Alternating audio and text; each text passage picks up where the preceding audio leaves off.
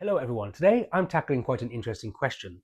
Which translation of Homer's Odyssey should you read and which one is best for you? Now I suppose the question of translation can really be applied to any book which has been translated, as choosing the correct version for you can really create a completely different experience depending on which version you are reading. For Homer's Odyssey, if you've ever tried to go and buy a copy of the book, you'll notice that there's half a dozen different translations, some in prose, some in poetry, some old, some brand new, and it's honestly hard to know where to start. That's why in my video today, I won't just be listing each different version, but actually breaking down the differences line by line so you can find the best version for you. Now, I'll be honest, like many others, I've always loved Greek mythology.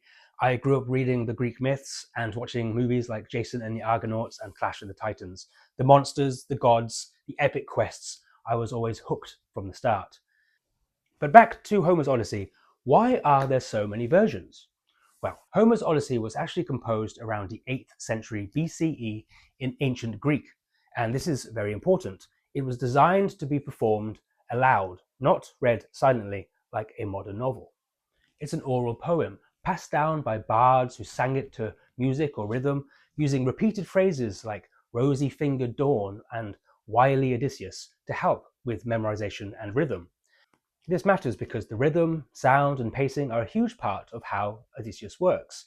Some translators try to recreate that poetic music in English, while others focus more on telling the story in a clear, modern way. The poem was composed in dactylic hexameter, a metered verse, so sound and pacing and repetition are baked into the DNA of the story. So when we read the Odyssey today, part of the decision is whether we want to experience that ancient rhythm or just focus on the adventure. So let's start with prose. Prose reads like a novel. No line breaks, no poetic structure. One of the most famous prose versions is E.V. Rieu's translation for Penguin Classics, this one. And I'll show you some of the text here as well, comparing it to some of the other versions. Tell me, muse, of the man of many resources who wandered far and wide after he had sacked the sacred citadel of Troy. The language is clear, it's smooth, and easy to follow. You're getting the story without worrying about rhythm or meter.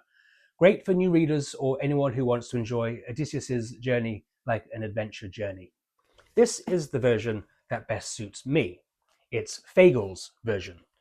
Now compare the previous version with Fagles, who keeps the poem structure. It's in verse and it sounds bold and epic.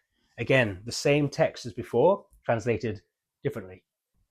Sing to me of the man, muse, the man of twists and turns, driven time and again off course. Once he had plundered the hallowed heights of Troy. You can hear the music of the language. Fagles recreates the grandeur of Homer's verse, which is amazing if you want to feel the epic as it was meant to sound aloud. Then there is Emily Wilson's version, whose 2017 version is the first English translation by a woman, and it's fast, clean, and refreshingly modern, while still in verse. Tell me about a complicated man, muse. Tell me how he wandered and was lost when he had wrecked the holy town of Troy. That phrase, a complicated man, immediately hits differently. Wilson's version is tight, accessible, and keeps the poetry without sounding old-fashioned. For a more literal and academic option, Richmond Lattimore keeps very close to the Greek. Tell me, muse, of the man of many ways who was driven to wander far and wide after he had sacked Troy's sacred citadel. This version is slightly formal, but you feel the structure of the original. Great if you're studying the Odyssey or want a version that's faithful to Homer's word choice and rhythm. Alternatively, if you love elegance, check out Robert Fitzgerald. His version is poetic, literary, and smooth, almost Shakespearean. His version goes like this. Sing in me, muse, and through me tell the story of a man skilled in all ways of contending, the wanderer harried for years on end. This version is beautiful, like reading a classic poem in English. Fitzgerald gives the Odyssey a kind of lyrical majesty. Now, if all of that sounds a little bit too dense, or if you just want to enjoy the story before diving into a full translation, let me recommend something else. That is Stephen Fry's Odyssey. I should say this is not a direct translation, but a modern retelling, written in Fry's witty storytelling voice.